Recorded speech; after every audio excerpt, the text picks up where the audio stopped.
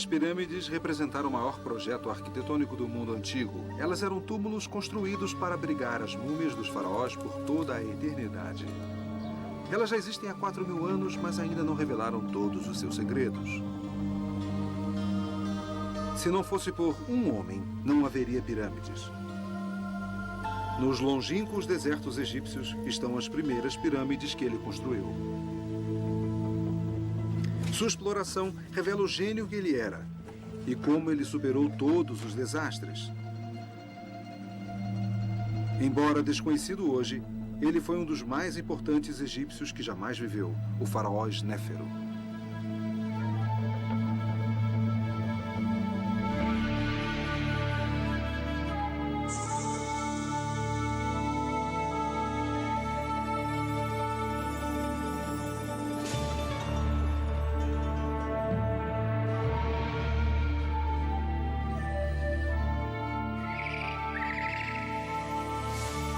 Os grandes egípcios.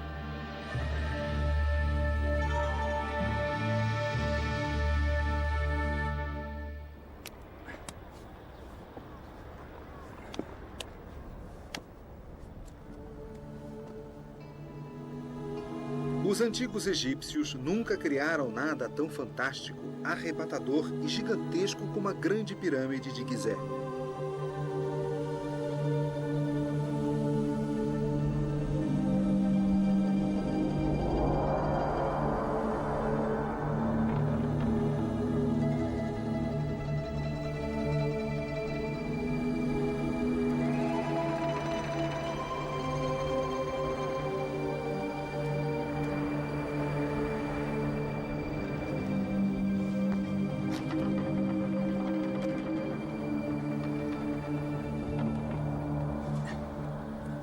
Todo mundo fica intrigado com a grande pirâmide.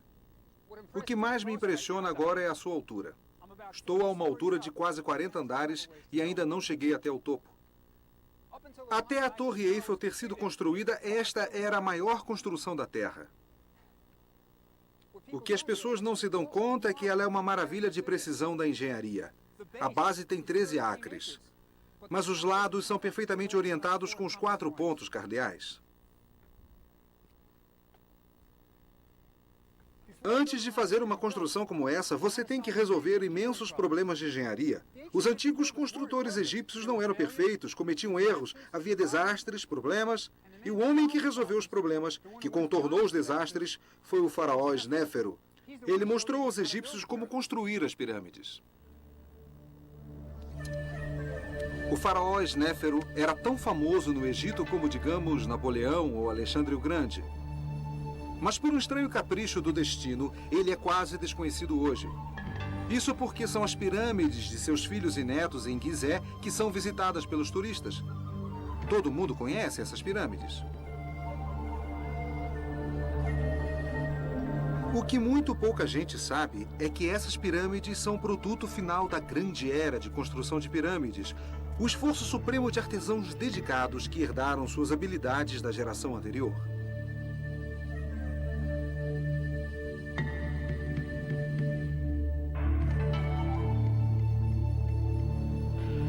As pirâmides que Snéfero construiu são pouco visitadas e em grande parte desconhecidas. Quase tão grandes quanto as famosas pirâmides de Gizé, elas são o que poderíamos chamar de seus protótipos. Foi aqui que a arte da construção de pirâmides foi aperfeiçoada. Mas as pirâmides não nos dizem nada sobre o homem que foi Snéfero. Para sabermos como ele era, temos que ir ao agitado Museu Egípcio do Cairo. Esse é o meu lugar favorito no museu. E nunca tem ninguém aqui, mas abriga um maravilhoso pedaço da história. Esta é a primeira cártula do mundo, a forma oval mágica que encerra o nome do faraó. Aqui está o nome de Snéfero. Ele é o primeiro faraó do qual sabemos alguma coisa pessoal. Ele era um homem e nós sabemos algumas coisas sobre a sua pessoa. Ele viveu 2.000 anos antes de Aristóteles ou Platão, mas ele não é apenas um mito, ele é um ser humano. Nós até sabemos alguma coisa sobre sua aparência. Este é Snéfero em seu trono, mas não é um retrato idealizado. Não é um faraó olhando para a eternidade. Esta é a verdadeira aparência dele. Olhem o queixo. É um queixo retraído. Ele parece tolo. Mas foi um grande homem e fez grandes coisas. Ele completou o maior projeto de construção da história do mundo.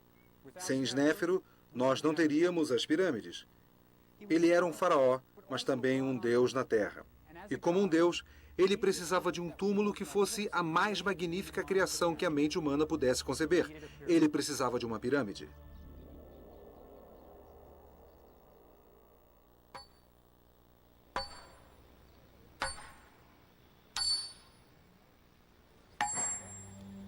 Parece incrível, mas as 6 maiores pirâmides do Egito foram todas construídas em menos de 100 anos.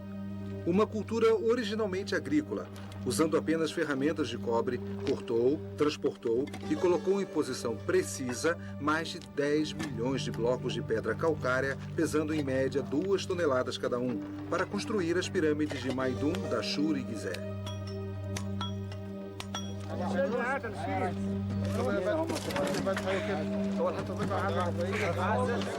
Imaginem colocar no lugar um enorme bloco de pedra a cada 3 minutos, dia e noite, continuamente durante 100 anos. E tudo isso sem usar uma única roda, que afundaria na areia do deserto. Cada bloco foi içado entre nós ou cilindros até a sua posição final na pirâmide.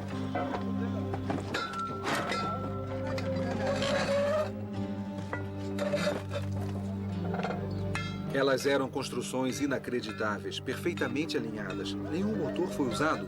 As pirâmides não eram apenas enormes, eram precisas, com uma acuidade que chegava a frações de polegadas.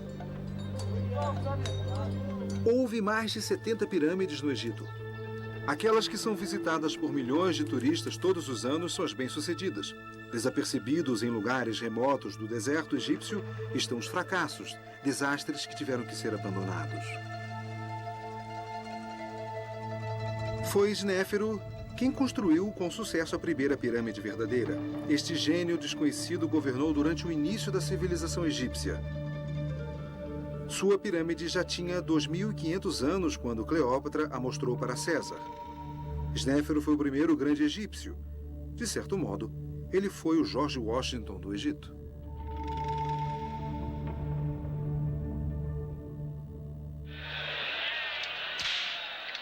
Hollywood errou. Um dos grandes mitos do Egito é que as pirâmides foram construídas por escravos, forçados a puxar enormes cargas enquanto eram açoitados por cruéis capatazes dos faraós. Na realidade, elas foram construídas por trabalhadores livres, o que torna o feito de Snéfero ainda mais incrível. Snéfero teve que organizar e pagar milhares de trabalhadores por décadas para construir suas pirâmides.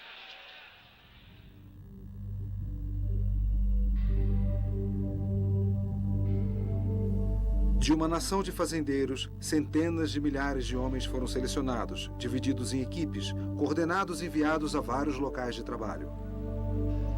Mas por que os primeiros maiores projetos de construção do mundo aconteceram no Egito?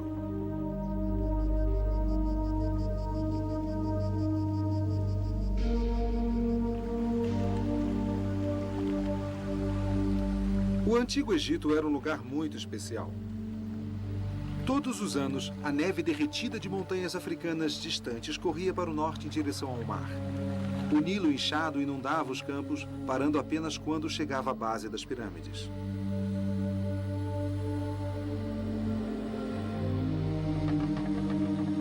A inundação era um evento mágico para os egípcios. O Nilo, carregando o solo fértil de cobertura, no início ficava vermelho. Depois ele ficava verde por causa da vegetação arrancada pelas águas. Por fim, subia 10 metros. Quando a enchente recuava, ela deixava os campos cobertos de uma lama rica e fértil, perfeita para as plantações.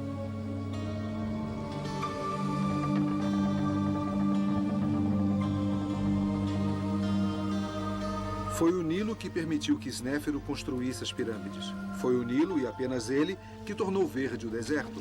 Sem ele, o Egito seria um deserto árido.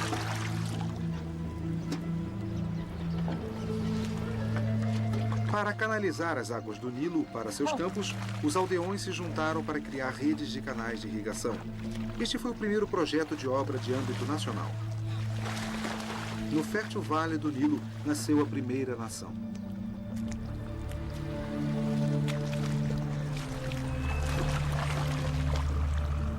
O Nilo permitiu que o Egito produzisse inúmeros campos de plantações, linho, grãos, legumes, tudo que uma sociedade precisava. Foi aqui que nasceu a capacidade de trabalhar em conjunto em grandes projetos. Só o que estava faltando era um grande líder.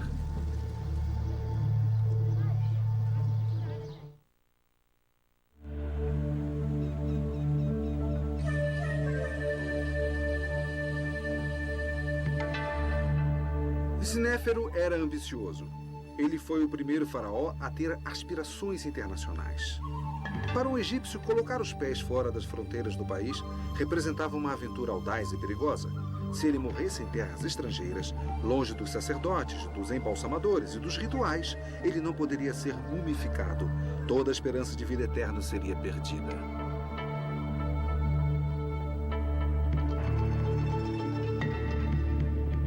Foi Snéfero quem ousou desafiar o costume. Ele mandou seu exército em expedições mercantis para o norte do Líbano em busca de enormes toras de cedro, para o leste do Sinai em busca da turquesa e minerais, e para o sul da Núbia atrás do ouro. No governo de Snéfero, o Egito se tornou uma nação importante, reconhecida internacionalmente.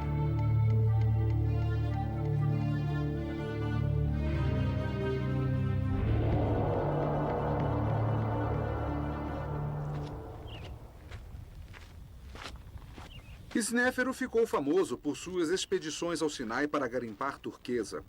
Uma expedição como essa requeria uma enorme organização. Levar 500 homens e mulas para o deserto do leste demandava uns 30 barcos para o transporte através do Mar Vermelho e umas 50 toneladas de alimentos por dia.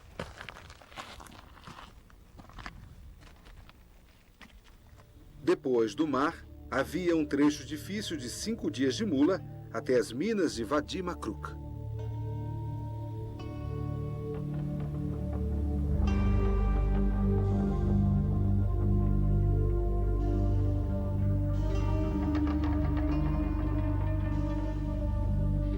Construir túneis na montanha em busca de turquesa era perigoso.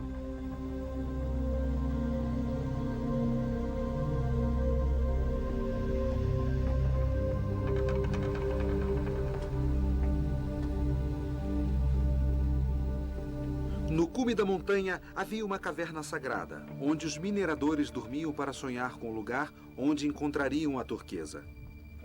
Aqui os homens construíram um altar para a deusa Hathor, a senhora da turquesa. Construir o altar afastou os trabalhadores das minas, mas o bondoso Snéfero permitiu. Ele chegou até a mandar escultores habilidosos para registrar os progressos da expedição, criando um campo de pedras esculpidas. Hoje, esse campo ainda existe. Ainda é bem parecido com o que foi em tempos antigos. Aqui estão os nomes dos homens de uma das expedições. Mas aqui está uma história de sofrimento e heroísmo. O tesoureiro do faraó está registrando a expedição que chefiou.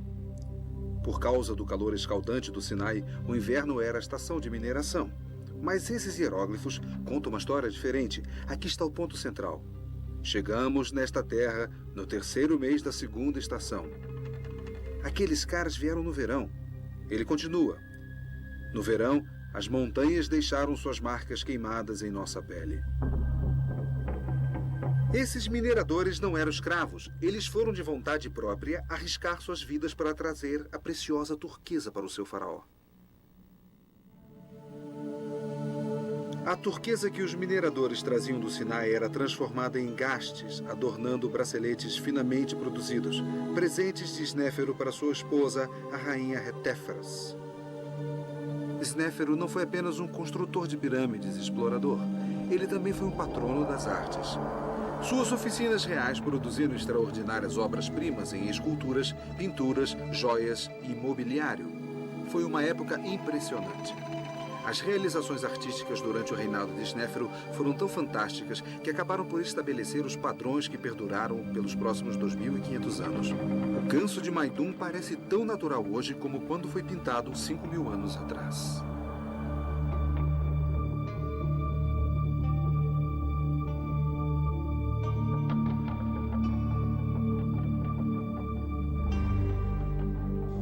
As estátuas dos filhos de Snéfero representam os primeiros grandes retratos em pedra e nunca foram superadas.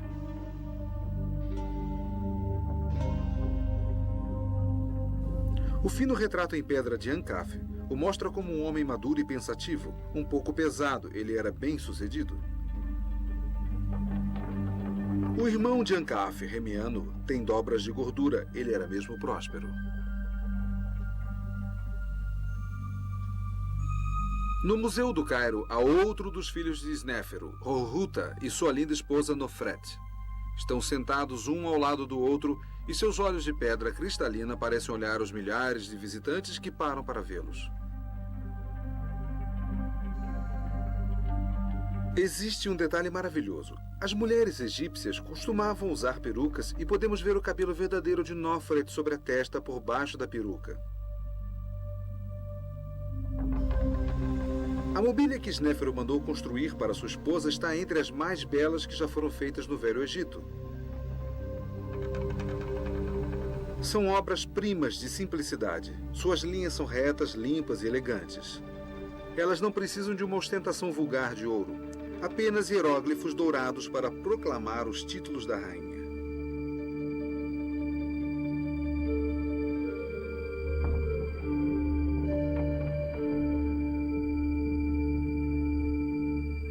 Todos os tesouros da rainha, inclusive sua bela cama de dossel, foram colocadas em seu túmulo para o seu deleite no outro mundo.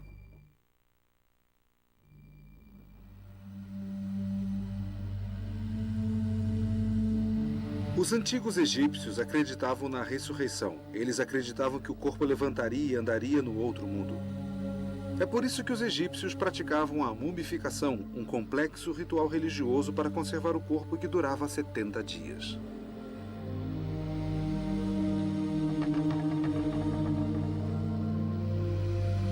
Era absolutamente crucial proteger a múmia dos ladrões de túmulos.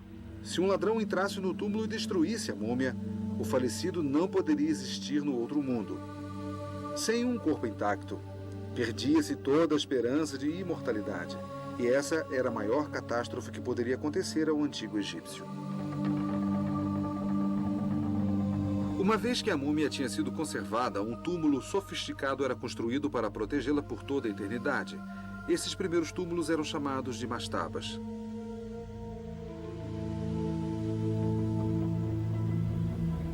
Essas mastabas eram esculpidas na rocha. Depois eram cobertas com uma grande superestrutura feita de tijolos. Os antigos egípcios a chamavam Casas da Eternidade.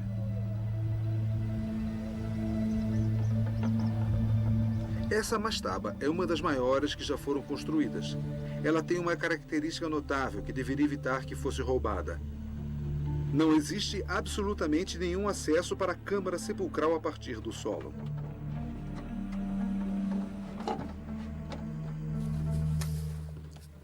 Estou descendo para a mastaba pelo único caminho possível, através da passagem dos ladrões. Eles abriram um túnel através dos tijolos de barro, da rocha da base e da entrada da câmara sepulcral bem aqui.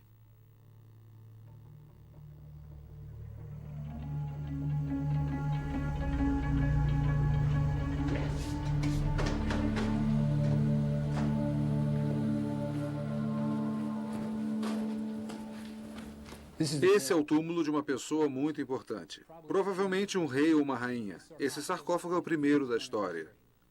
O corpo foi colocado aqui dentro. A tampa foi fechada, mas mesmo assim ele foi roubado. Aqui está a marreta dos ladrões que foi usada para arrombar a tampa. Após o sepultamento, essa câmara foi fechada por cima, e apesar de centenas de milhares de toneladas de tijolos de barro que foram colocadas em cima, ele foi roubado. Snéfero tinha um grande problema.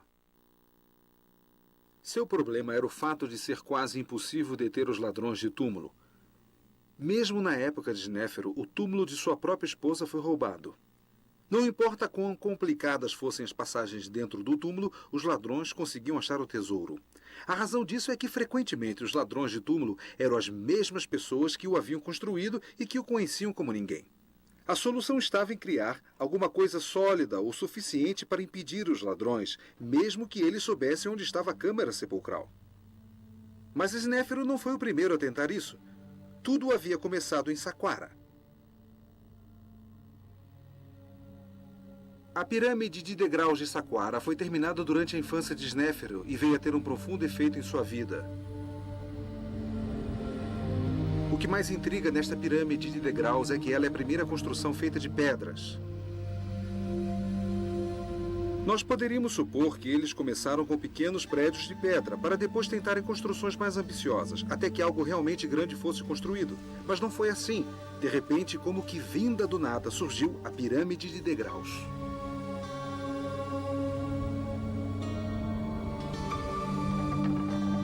Há sinais claros de que os egípcios estavam começando a aprender a trabalhar com pedra.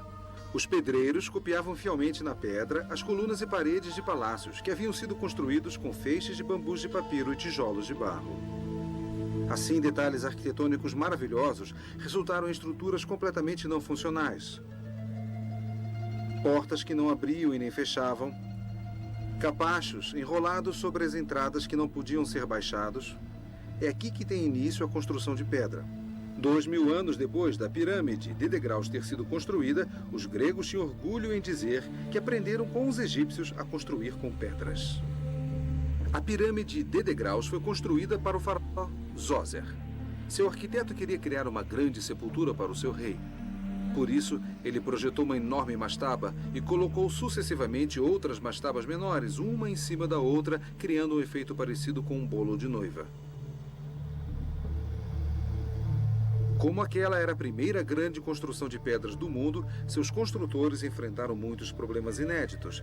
Eles não tinham experiência em lavrar as pedras, por isso, os blocos que compunham a pirâmide foram cortados de uma maneira tosca e não se encaixavam bem uns nos outros, ameaçando a pirâmide de sofrer um colapso. O arquiteto resolveu o problema inclinando as paredes para dentro. Assim, a pirâmide literalmente se apoiava nela mesma, evitando que uma massa instável ruísse. Quando terminou a construção da pirâmide de degraus, ela se constituía na mais fantástica construção que o mundo já havia visto, tendo empregado milhares de trabalhadores e levado quase 2 décadas até estar completa. Ela deve ter sido motivo de grande orgulho para todo o Egito.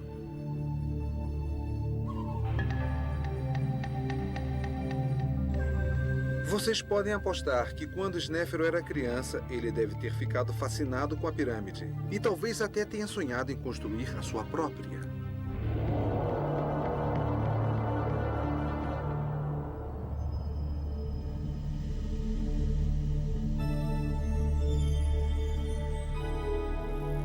Quando Snéfero se tornou faraó, ele teve a oportunidade de construir a sua pirâmide em Maidum.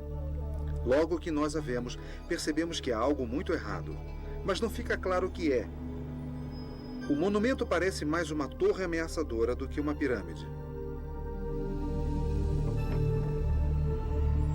Quando você explora o local, surgem ainda mais perguntas. Por que as paredes da câmara sepulcral são toscas, não acabadas? Onde está o sarcófago do faraó? Na câmara sepulcral, as vigas de cedro de 4.000 anos estão no local prontas para içar o sarcófago. Mas não há vestígios ou algum tipo de evidência de que a câmara sepulcral sequer tenha sido usada. Ela ainda representa um grande avanço arquitetônico. Esta é a primeira câmara sepulcral acima do solo do Antigo Egito. Criar uma câmara dentro da pirâmide, ao invés de embaixo dela, causou um tremendo problema. Com o peso inteiro da pirâmide por cima, como é possível impedir que o teto entre em colapso?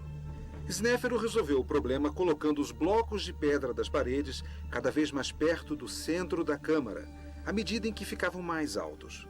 Quando as paredes subiram, o último bloco que formou o teto só teve que cobrir algumas poucas polegadas. O problema foi resolvido e o primeiro teto em abóbada da história havia sido criado. A razão da pirâmide de Maidum parecer tão estranha reside em sua construção. Ela foi originalmente projetada para ser uma pirâmide em degraus. À medida em que se aproximava o fim de sua construção, ela foi ampliada várias vezes. Provavelmente porque acreditava-se que uma pirâmide não deveria estar pronta antes da morte do faraó. Quando a pirâmide terminou, com 8 degraus, Snéfero ainda gozava de boa saúde. Por isso, a construção continuou. Os degraus da pirâmide foram preenchidos com uma pedra calcária fina e branca. Esta foi a primeira tentativa de se construir uma pirâmide verdadeira, mas houve uma falha arquitetônica fatal. As últimas camadas de pedras não foram suficientemente ancoradas no corpo da pirâmide. Apoiadas na superfície lisa da pirâmide em degraus no interior, as pedras começaram a deslizar, causando o primeiro desastre tecnológico da história.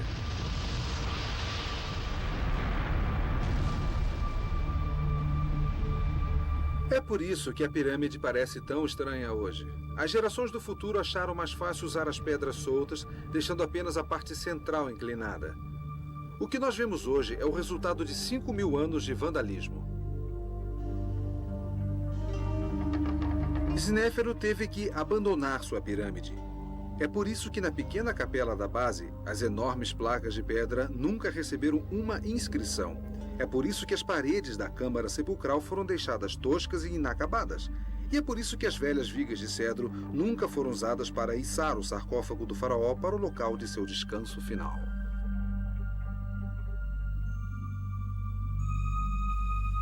Na verdade, só sabemos que a pirâmide pertencia ao faraó Snéfero por causa de um grafite escrito quase 1000 anos depois dela ter sido construída.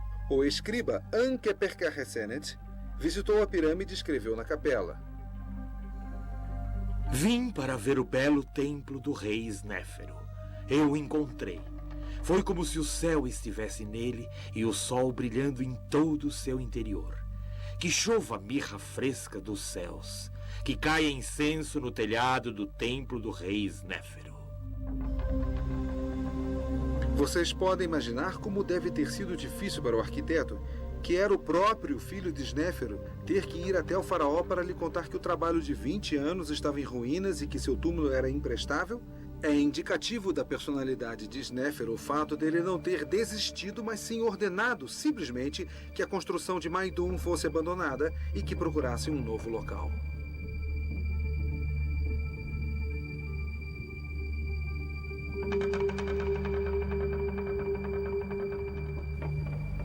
Ainda precisando de um local para o seu sepulcro, Snéfero foi em frente a todo vapor para construir um monumento ainda mais ambicioso que o de Maidum. Uma pirâmide com um volume 2 vezes maior do que o da pirâmide que abandonara. O monumento queria fazer sombra a qualquer coisa que o mundo já tivesse visto.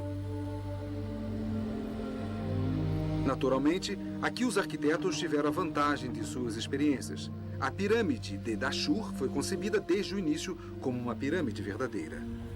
Tendo aprendido com seus erros, os pedreiros usaram pedras de revestimento ainda maiores. Isto possibilitou que elas fossem presas adequadamente à estrutura da pirâmide. Eles também inclinaram os blocos para dentro, em direção ao centro da pirâmide. Essa técnica teve tanto sucesso que esta pirâmide é a única que hoje ainda tem quase todo o seu revestimento no lugar.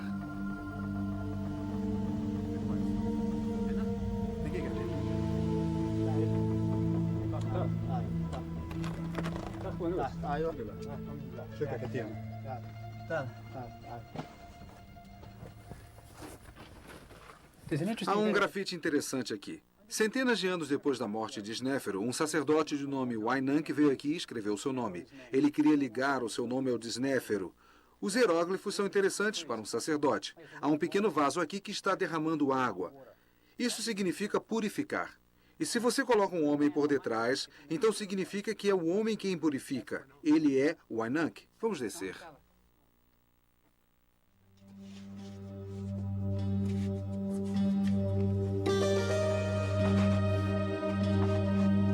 Partindo da entrada, um longo caminho desce até o corpo da pirâmide, mais de 70 metros. Uma das descidas mais longas e difíceis de todas as pirâmides. Os blocos polidos da parede são lisos e surpreendentemente frios ao toque.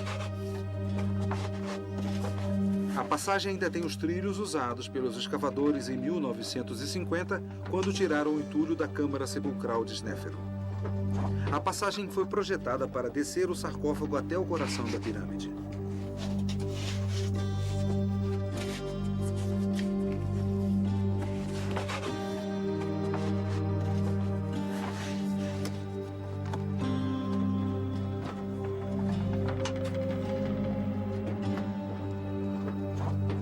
Uma vez que o corredor desce abaixo da base de pedra, não há mais blocos lisos e as paredes se tornam bastante toscas. Ainda temos que descer mais 47 metros no subsolo, debaixo da pirâmide, dentro da sua base de pedra. Depois de ficarmos agachados por tanto tempo, é um alívio e um choque entrar numa pequena sala com teto em abóbada de 12 metros e meio. Incrível.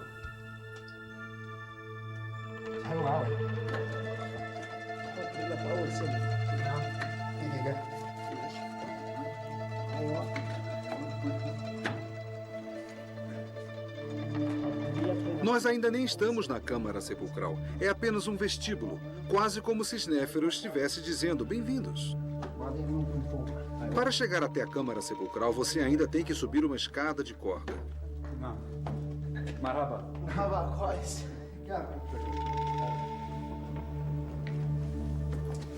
Então, a entrada da Câmara Sepulcral de Snéfero é alcançada através de um buraco na parte de cima da parede.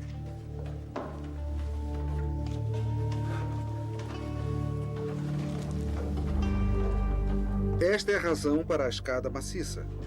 Depois da escada de corda, ela parece bastante firme. Quando você começa a subir essa escada, você percebe. Todas as 4 paredes são inclinadas para dentro para formar um teto em abóbada. É incrível.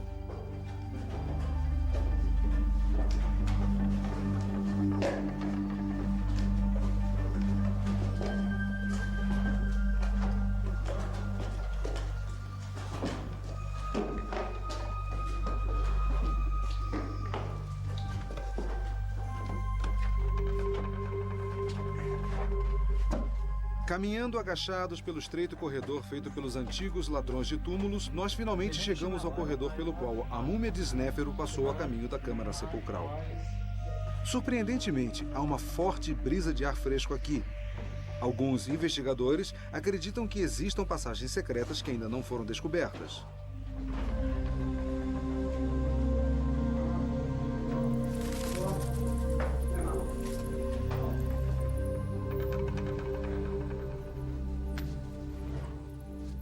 Finalmente chegamos à Câmara Sepulcral. O grande feito de Snéfero não foi ter desistido depois do desastre de Maidum. Ele construiu isso.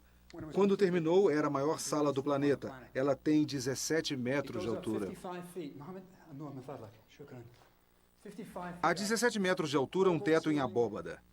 As paredes se inclinam para dentro, de baixo até em cima. Mas houve um problema.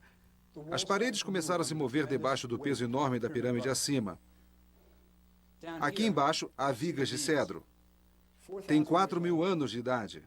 Elas tiveram que ser colocadas quando as paredes começaram a se mover. Houve problemas aqui também. As paredes começaram a rachar e a se mover para dentro. E para assegurar que a coisa toda não ruísse, eles colocaram vigas para segurá-la. Originalmente, a pirâmide de Dashur era para ser uma pirâmide verdadeira, mas quando surgiu o problema na Câmara Sepulcral, os arquitetos de Snéfero decidiram terminá-la reduzindo o ângulo de 54 graus para 43 graus. E é por isso que ela é chamada de pirâmide curvada. Isso reduziu a quantidade de pedras necessárias para completar a pirâmide e aliviou o peso sobre as câmaras na parte de dentro. Apesar disso, a pirâmide ainda era perigosa demais para o sepultamento da múmia de Snéfero. Snéfero havia erguido as 2 maiores construções da história do mundo e as 2 eram imprestáveis. Surpreendentemente, ele não desistiu. Mas agora o tempo estava se esvaindo para o velho faraó. Ele tinha que construir uma pirâmide bem-sucedida para ser o local de seu descanso final. A pirâmide curvada deve ter despertado um sentimento de orgulho entre os egípcios.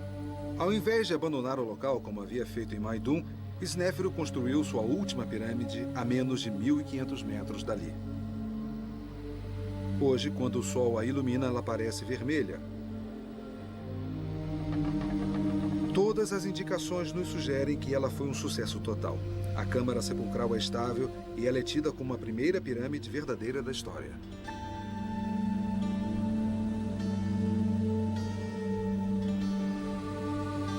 Há sinais de que Snéfero teve que economizar um pouco para garantir que a pirâmide vermelha ficasse pronta para o seu funeral. Ela é menor que a pirâmide curvada, e seus lados sobem a um ângulo conservador de 43 graus. Na pirâmide vermelha, Snéfero finalmente resolveu seus problemas de engenharia. Foi aqui que a sua múmia foi deixada para descansar.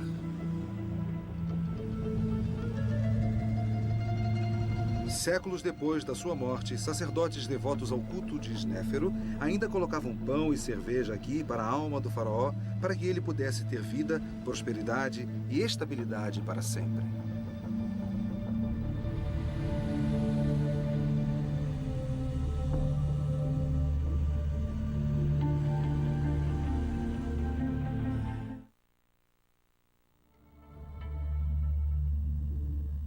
Snéfero e sua família formavam um grupo muito unido que trabalhava junto e que realizou feitos notáveis.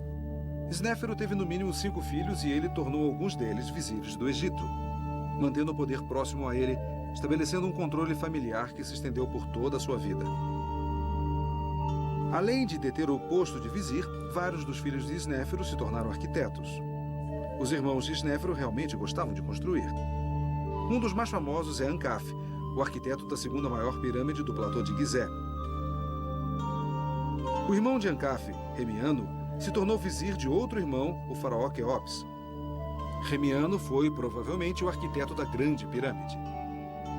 Hanófer, um dos filhos que não seguiram carreira na construção de pirâmides, foi apenas um alto sacerdote e general do exército. Ele era a ovelha negra da família. Esta é uma família incrível que produziu obras incríveis. É evidente o efeito dos irmãos crescerem em contato com um pai obcecado pela construção de pirâmides. Imaginem os filhos acompanhando seu pai, primeiro para ver os progressos da pirâmide de Maidum, depois a pirâmide curvada e finalmente a pirâmide vermelha. A paixão do pai foi de fato passada para os seus filhos. O filho mais famoso de Snéfero foi sem dúvida Quéops, o seu sucessor, que é lembrado hoje como o faraó que construiu a Grande Pirâmide, uma das 7 maravilhas do mundo. A Grande Pirâmide é, na verdade, um legado de Snéfero a seu filho. Esse monumento surpreendente não poderia ter sido construído sem que os problemas fossem resolvidos e as lições aprendidas durante a incrível carreira de construtor de Snéfero. Se há uma marca registrada que pode ser encontrada nas 3 pirâmides de Snéfero, esta é o teto em abóbada. Esta engenhosa solução de distribuir o peso dos blocos de pedra acima da câmara sepulcral foi o que tornou tudo isso possível. Do início cauteloso em Maidum a estes tetos espetaculares das pirâmides de Dashur, foi um pequeno passo que levou à sua suprema expressão, aqui na maior galeria da Grande Pirâmide de Quéops.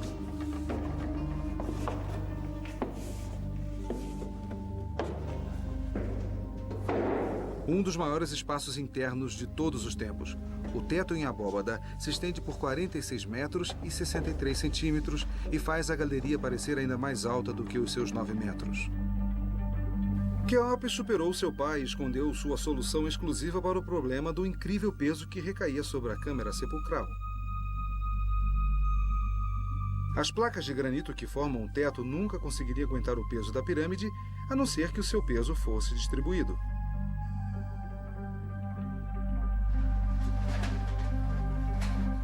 Para ver a solução de Quéops, você tem que subir através de um buraco até a parte mais alta da grande galeria.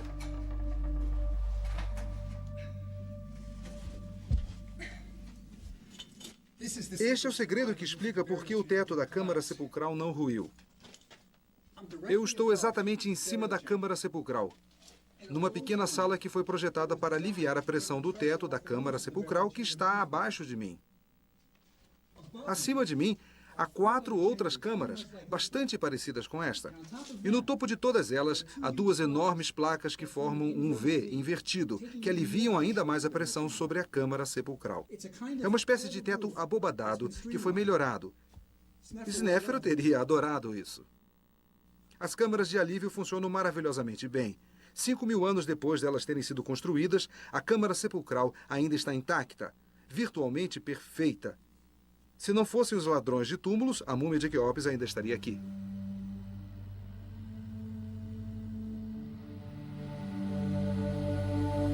Não Não só Snéfero abriu o caminho para que o seu filho Quéopes construísse a maior pirâmide do mundo, como também fomentou o comércio exterior, que acabou por fornecer a Quéopes uma das mais importantes coisas que ele poderia levar para o outro mundo.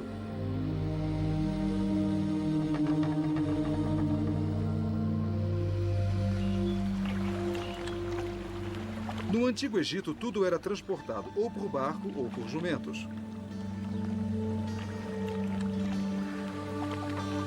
Jumentos para as curtas distâncias e barcos para as longas.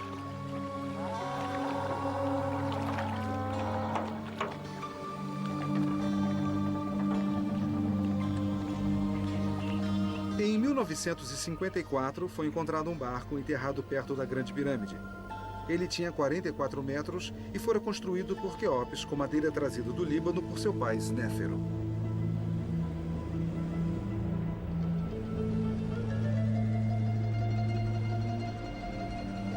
O barco foi encontrado em pedaços, mas as tábuas de cedro ainda eram fortes o bastante para permitir que ele fosse remontado.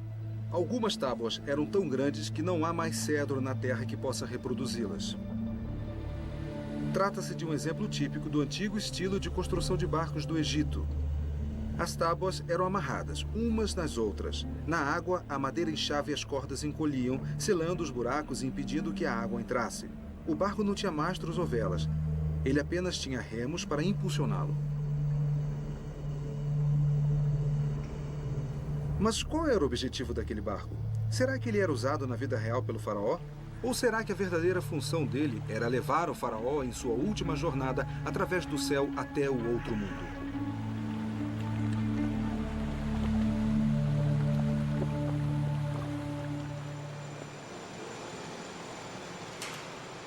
Para desvendar este mistério, mandei construir um modelo em escala de 2 metros e 13 centímetros, com as medidas exatas do barco da pirâmide, para testá-lo, no tanque do Instituto de Arquitetura Naval de Long Island. É impressionante como ele desliza suavemente pela água, quase não deixando marola. Arrasto positivo de 13963. Como não havia sinal de mastro ou de vela no barco, de início, achei que os remos fornecessem a potência. Mas testes computadorizados mostraram que seria impossível que os remos do barco gerassem uma potência suficiente para impulsioná-lo. Na verdade, os remos pareciam funcionar como as quilhas dos iates modernos, para lhe conferir estabilidade e direção. Mas então, como é que o barco andava, se não era nem a remo nem a vela? É isso, sem quilha e sem guinada. Vamos a 40. Certo, vamos lá. Certo.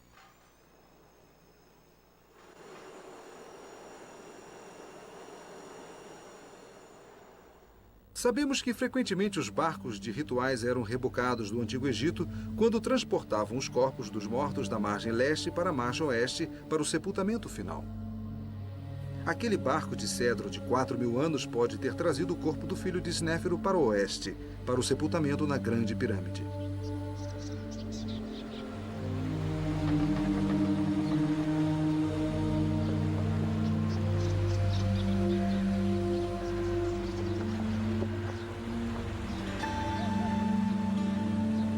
Quando o faraó morreu, seu corpo teve que atravessar o Nilo para aportar perto do local onde hoje está a Esfinge. Seu corpo deve ter sido carregado por uma curta distância até o templo do vale, onde ele foi cuidadosamente mumificado.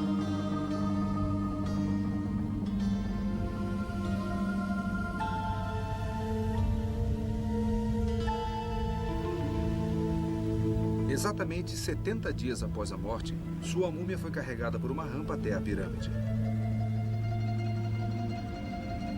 Acompanhado por sacerdotes que cantavam os antigos ritos, o corpo descansou no coração do mais impressionante monumento jamais criado pela humanidade.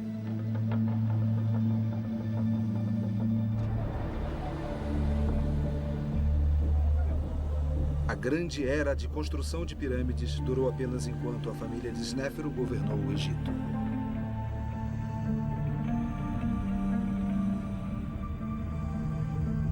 Seu filho construiu a Grande Pirâmide. Seu neto construiu a segunda maior pirâmide que jamais se viu, logo ali ao lado. Depois disso, a vontade e a energia para construir monumentos tão impressionantes diminuíram, e as pirâmides que se seguiram foram apenas uma sombra pálida de sua antiga glória.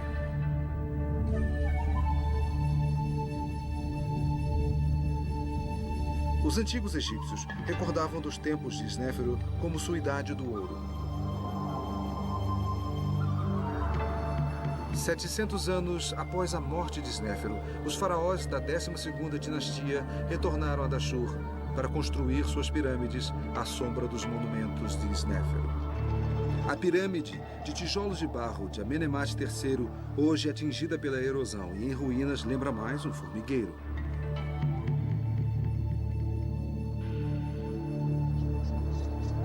Eles nunca mais construíram uma pirâmide como esta. Quando os egípcios querem se vangloriar de alguma coisa grandiosa, eles costumam dizer: só nos tempos de Snéfero se viu algo assim.